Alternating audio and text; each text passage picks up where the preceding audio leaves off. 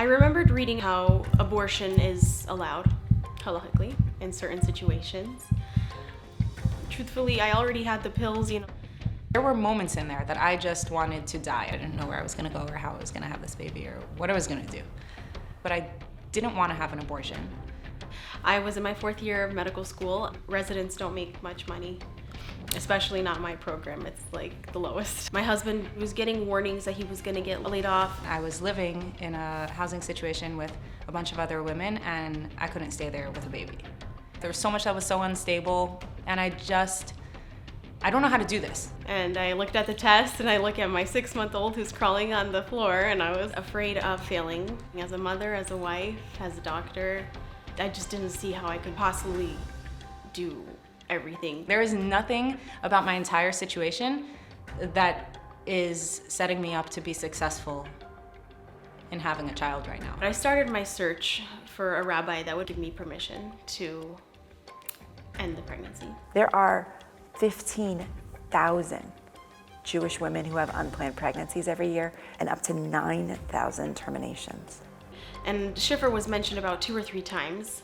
This organization that was helping women with unplanned pregnancies. What we've learned creating Shifra is that love saves lives. We've asked hundreds of women who've called us, what do you need to get through your pregnancy? What do you need to become a mom?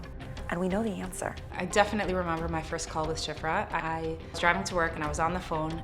I was sobbing because I was talking to this woman who I'd never spoken to before, who didn't know me, but who was so understanding and loving. I never felt pressured into keeping my baby by Shifra. My counselor gave me the space that I needed. It was really a phone call that probably saved my life, truly. She says, what do you want to do with this pregnancy? If you didn't have all these stressors in your life, what would you want? And I said, I want this baby.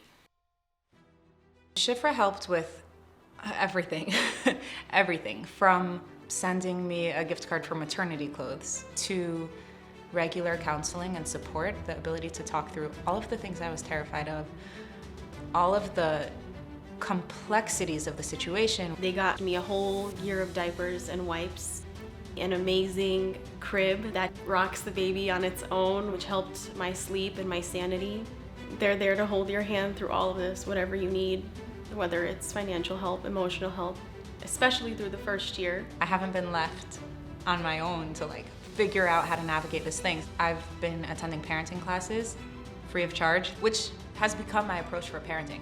The Jews see in every life enormous potential.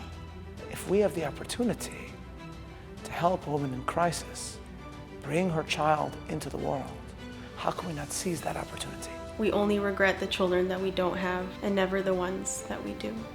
When I look at Yaakov, he's such a beautiful soul and he gives us so much joy. Being a mother is the best thing that has ever happened to me. Despite all of the anguish that I went through, I would never undo it. I am really, really, really happy with where my life is today. How much do you love me?